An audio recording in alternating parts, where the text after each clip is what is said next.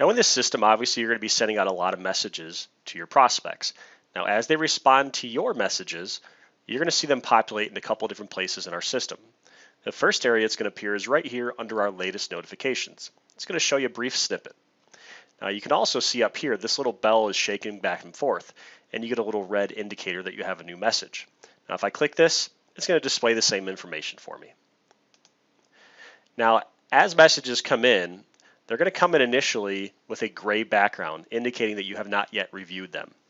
Once you've reviewed them, this background will switch to white. And if you wanted to delete a message so that it's no longer appearing in your latest notifications, you could simply hit this red X. But let's just assume that we wanted to respond to Jeff here. All you would need to do is click on the message here. That's going to bring up Jeff's page here. And here is the response that he sent through, which was actually me as a test.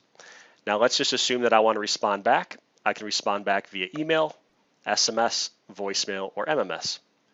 So let's just assume that I want to text Jeff back. Go to SMS.